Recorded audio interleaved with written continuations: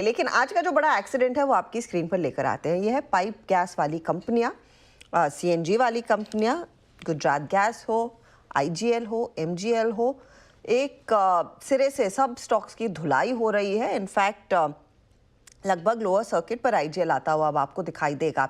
दरअसल सरकार ने लगातार दूसरे महीने एपीएम गैस आवंटन 20% तक घटा दिया है। इसके चलते आईजीएल, एमजीएल समेत बाकी सिटी गैस डिस्ट्रीब्यूशन कंपनियों में भारी गिरावट देखने को मिली है। अब इसकी क्या वजह है, कैसे पढ़ना चाहिए? सोनल इस सेक्टर को काफी क्लोजली ट्रैक करती है। बताइए कैसे समझा जाए इस पूरे मामले को? बहुत बड़ा दबाव हमें नज़र आ रहा है इन स्टॉक्स में। इसका एक रीज़न ये है कि गवर्नमेंट ने इनका गैस आवंटन कम कर दिया है 20% से, और ये सेकेंड मंथ इन अ रो ऐसा हो रहा है। तो इसका मतलब क्या है? अभी इनको सिर्फ 40% गैस मिलेगी डोमेस्टिक प्रोडक्शन से, जो हमारी डोमेस्टिक गैस होती है जिसका प्राइस $6.5 पर MMBTU है। ये पहले उनको 70% पूरे सोर्सिंग में इतना मिलता था, बट अब उनको सिर्फ 40% गवर्नमेंट देगी गैस। इसकी वजह से ये बहुत बड़ा प्रेशर आ रहा है, क्योंकि रिमेंबर कि अब कोविड के समय पे इन कंपनीज को डोमेस्टिक गैस चीप भाव पे मिलती थी, और उस वक्त इनका आवंटन 150% हुआ करता था। फिर वो कम होकर 100% हुआ, फिर FY23 में 90% हुआ, और अब वो 40 से 45% तक ही है। इसका मतलब ये है कि जो बाकी बचा हुआ इनको सोर्सिंग है वो स्पॉट LNG से करना पड़ेगा, या HPHT गैस से करना पड़ेगा, या फिर उन्हें नई फील्ड से गैस खरीदनी पड़ेगी। और ध्यान रखिए, वहां पे $9 पर MMBTU का कॉस्ट पड़ता है इन कंपनीज को। इसका मतलब है इनका 50% जो भी गैस सोर्सिंग होगा, रॉ मटेरियल होगा, वो अब मार्केट लिंक्ड हो जाएगा, जो अभी तक $6.5 पर MMBTU पे इनको मिल रहा था। इसका मतलब इनका रॉ मटेरियल प्राइसिंग बढ़ जाएगा। ये बहुत बड़ा खतरा है इन कंपनीज के लिए, बिकॉज इनका अगर रॉ मटेरियल प्राइसिंग बढ़ गया, इसका मतलब ये हुआ कि इनको जाके अपना प्रोडक्ट प्राइसिंग जो CNG है उसका प्राइस बढ़ाना पड़ेगा। कितना बढ़ाना पड़ेगा? अब कैलकुलेशन सजेस्ट करते हैं कि 10% इनको प्राइसिंग यहाँ पे बढ़ाना पड़ेगा, बट 10% वुड मीन कि कंज्यूमर्स पे बहुत बड़ा दबाव आएगा, उन पे बहुत इन्फ्लेशन प्रेशर आ जाएगा। और अभी हम उस मुकाम पे है जहाँ पे हमें दिख रहा है कि दिल्ली के इलेक्शंस है, महाराष्ट्र स्टेट इलेक्शंस है। हो सकता है कि दीज कंपनीज वो लोग जाके प्राइस उतना नहीं बढ़ा पाए जितना उनको बढ़ाना पड़ेगा अपने एबिडा मार्जिन्स को सस्टेन करने के लिए। अगर वो प्राइसेस नहीं बढ़ाएंगे तो उनको 30 से 35% हिट होगा उनके मार्जिन्स के ऊपर ही। तो इस वजह से ये स्टॉक्स बहुत डरे हुए हैं, क्योंकि 2 मंथ में कंटिन्यूसली इनको गैस एलोकेशन कम कर दिया गया है। और ऐसा भी बोल रहे हैं एनालिस्ट लोग, जेफरीज का बात आएगा, जेफरीज ने बोला है कि वो ऐसा सोच रहे हैं कि नेक्स्ट ईयर तक बिल्कुल इनको डोमेस्टिक गैस नहीं मिलेगा। इनको बिल्कुल भी मार्केट लिंक प्राइसिंग से ही इनको सारी गैस प्रोक्योर करनी पड़ेगी। इसका मतलब होगा रॉ मटेरियल प्राइसेस और ऊपर जाएंगे। इसकी वजह से उन्होंने EPS एस्टिमेट्स काट दिए हैं। महानगर गैस के लिए, IGL के लिए 27%, गुजरात गैस के लिए 19%। उन्होंने डाउनग्रेड कर दिया है महानगर गैस और IGL को अंडर परफॉर्म पे। JP मॉर्गन ने दोनों स्टॉक्स को डाउनग्रेड कर दिया है, महानगर गैस और IGL को। उनके टारगेट प्राइस कम कर दिए गए हैं, 1300 और 343। और CLSA ने बोला है अगर वो लोग जाके प्राइस हाइक नहीं ले पाए तो 30 से 35% उनका एबिडा हिट होगा। वो बहुत बड़ा कट है जो हम बात कर रहे हैं एबिडा में।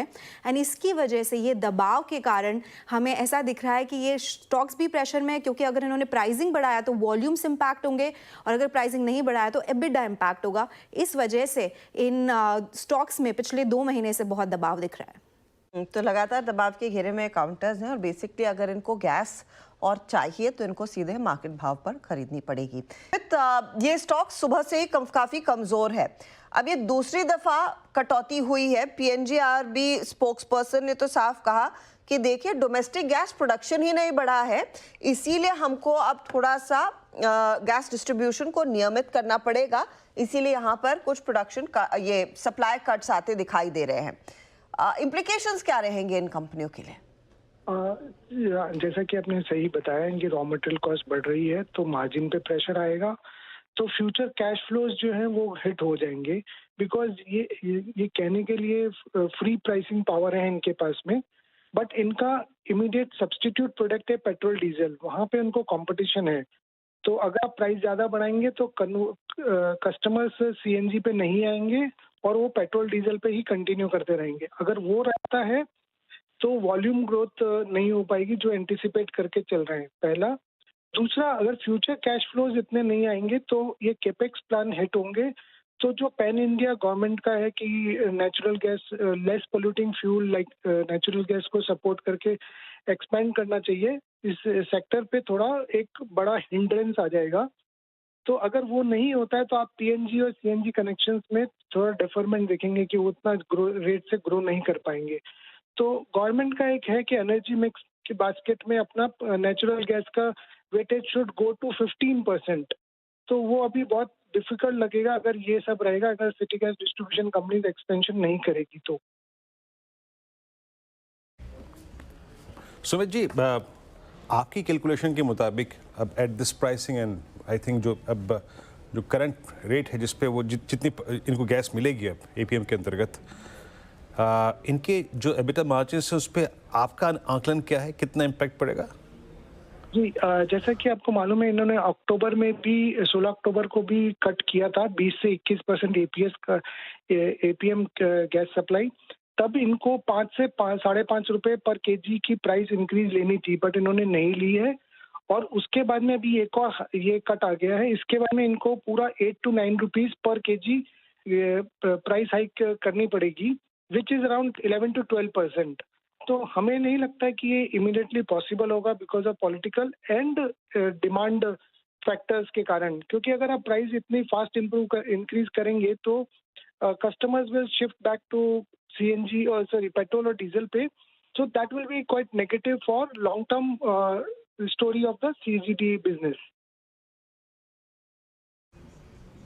ओके। अच्छा सुमित जी, एक चीज़ बताइएगा, कहाँ कोविड काल में 150%, 150 मेरे ख्याल से मोर देन दैट, अगर ये एपीएम गैस आवंटन ही ख़त्म हो गया और जहाँ पे आपको पूरा का पूरा ओपन मार्केट से लेना पड़ा, क्योंकि मैं ये इस पर्सपेक्टिव से बात कर रहा हूँ क्योंकि हमारे इन्वेस्टर्स जो दर्शक इन्वेस्टर्स इसमें हैं इस वक्त, वो एक कॉल ले सकें, इस बात की पॉसिबिलिटी है क्या? अभी गवर्नमेंट ने कुछ ऐसा क्लैरिफाई नहीं किया है, बट गोइंग फॉरवर्ड अगर ये मानते हैं कि इनका वेटेज कम होता जाएगा, मतलब FY21 में इनका जो एपीएम एलोकेशन था वो 154% था, वो गिर के 100% हो गया FY22 में, और करंटली अराउंड 40 to 45% है। सो ब्रॉडली कम होता जा रहा है। डायरेक्शनली अगर अपन देखें तो ये और फर्दर कट होने की पॉसिबिलिटी एग्जिस्ट होती है। बट अगर आप जैसा बोल रहे हैं कि अगर इनको फुल वहाँ पे कन्वर्जन के लिए जाना पड़ा और स्पॉट एलएनजी पे बाय करते हैं, just to give a perspective, आज इंडिया के स्पॉट एलएनजी जो प्राइस चल रही है वो अराउंड $13.6 पर MMBTU चल रही है, और इनको ये जो गैस मिल रही थी वो $6.5 पे चल रही थी।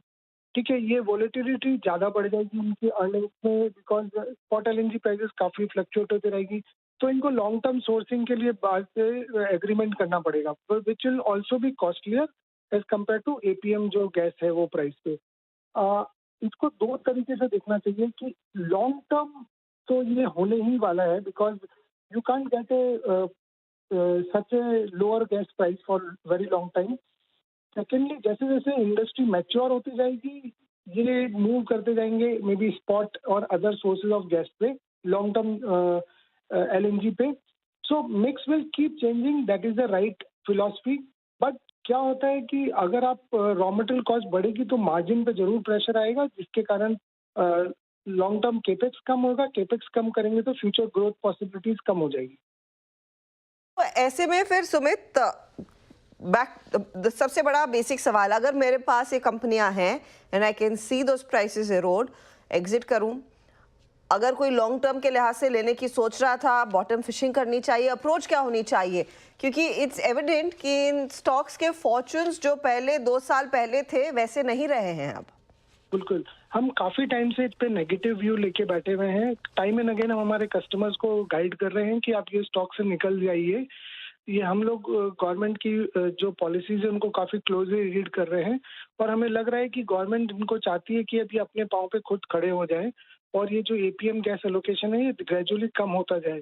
इस बेसिस पे हमने माना था कि जो वैल्यूएशन पे स्टॉक्स ट्रेड कर रहे हैं वो काफी एक्सपेंसिव वैल्यूएशन थे, और हम कंटिन्यूसली हमारे कस्टमर्स को गाइड कर रहे हैं कि आप इनमें से दोनों में स्टॉक्स में से निकल जाइए। तो अभी भी हमारा वही व्यू मेंटेन है। We are recommending sell on both IGL and Mahanagar gas.